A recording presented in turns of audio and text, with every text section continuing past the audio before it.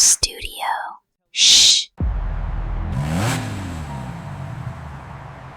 The I-75 corridor, a highway that stretches from Miami to the Canadian border, a pipeline for drugs, money, and death. By 1986, Demetrius, Holloway and Maserati Rick had secured the corridor. They were the first drug ring to do it. Product moved north from the Colombians in Miami, through Atlanta, through Cincinnati, into Detroit. Kilos by the hundreds, millions of dollars. They called it the pipeline, and it was about to make them kings.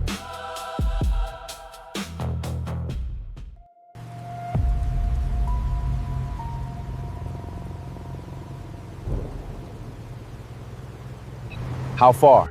Another 2 hours. We meet him at the rest stop outside Lima.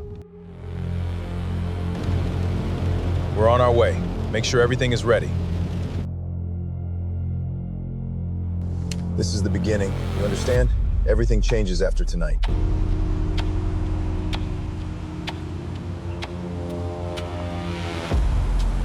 The king is nothing without his soldiers, and Rick and Demetrius had just hired the deadliest soldiers in the city.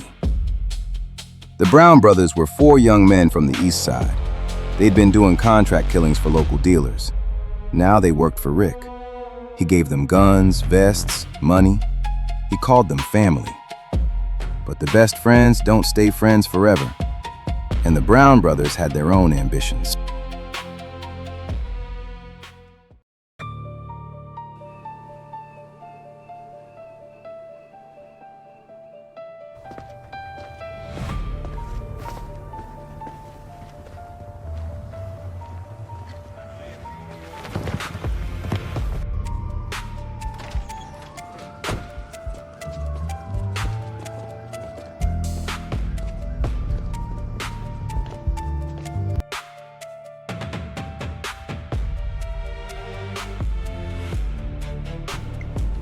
How much we got? 2 keys. Rick's cut is already set aside.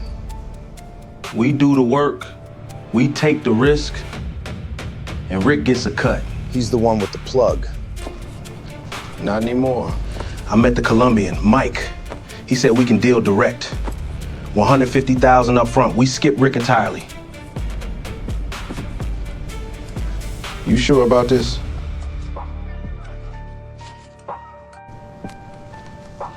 I'm sure that I'm tired of working for somebody else. This time we took was ours.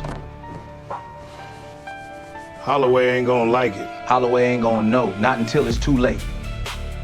Terrence Brown was the youngest of the 4 brothers, but he was the one they all listened to. Cold, calculating, willing to do whatever it took to get what he wanted. And what he wanted was everything. He didn't know it yet, but his ambition was about to get 2 of his brothers killed.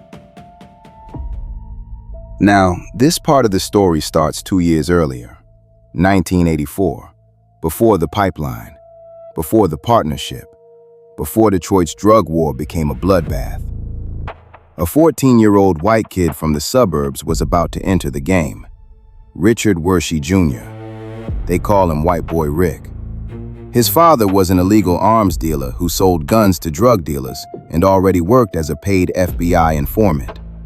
Rick had been hanging around the Curry brothers' operation through his father's gun business, and the FBI took notice.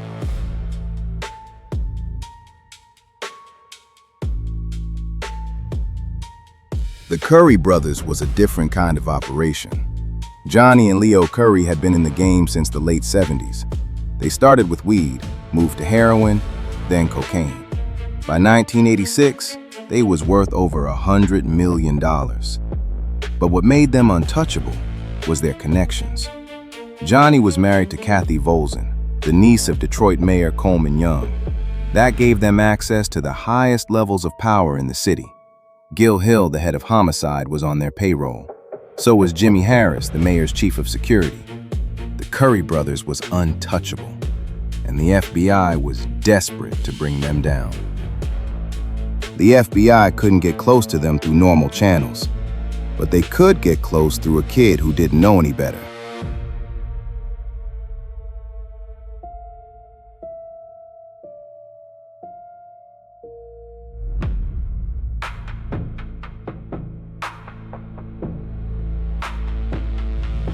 You understand what we're asking you to do? You want me to sell drugs and tell you what I see? We want you to be our eyes and ears. The Curry brothers are the biggest dealers in the city. They got ties to the mayor's office. We can't touch them without inside information. What do I get out of it? We'll take care of you, pay you, keep you out of trouble. And if I get caught? We'll take care of you. Okay, I'll do it.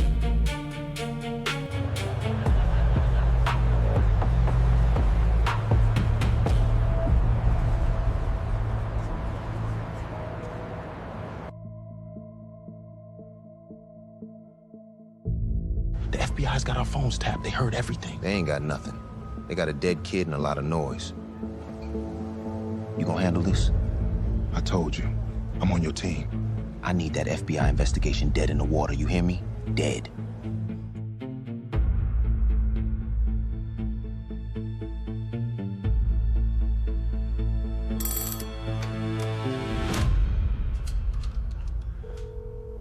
Everything's gonna be all right. I've got head of homicide on our team. Don't worry about nothing. He's gonna take care of it for us.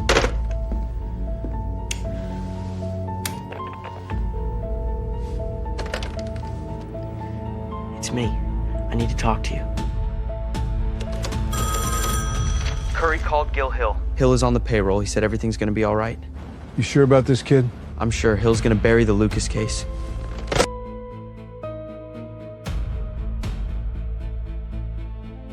White boy Rick didn't know it then, but he was walking into a trap. The feds would use him, discard him, and let him rot in prison for 32 years, longer than any of the kingpins he helped convict. Back in 1986, 2 years later, Rick was fully in the game. He was moving weight for the Curry brothers and reporting everything back to the feds. He was living a double life at 16 years old. But in 1986, none of that mattered to the men building their empires. All that mattered was the money. And the money was flowing. Come back tomorrow, same time. Yeah, it's me. Another one down. Jefferson and Harper, same crew.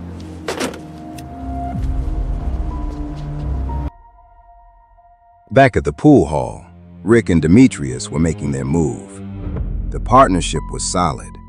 The pipeline was established. They were making more money than they ever dreamed possible. But the cracks were already showing. The Brown brothers were getting restless. Big Ed was still out there. And the Colombians were always watching. The Kings of Detroit were about to learn the hardest lesson of all. You don't own the streets. The streets owns you.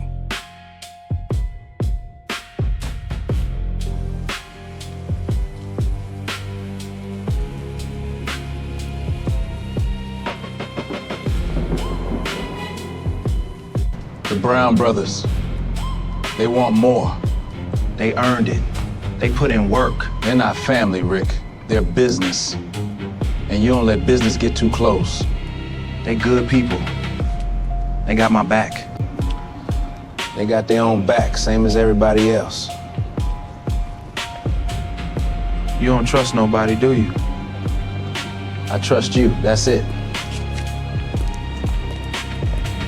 By 1986, Detroit had new kings, Demetrius Holloway and Maserati Rick. They moved more cocaine than anybody in the city's history. They had the pipeline, they had the money, they had the power. But the streets don't stay quiet for long.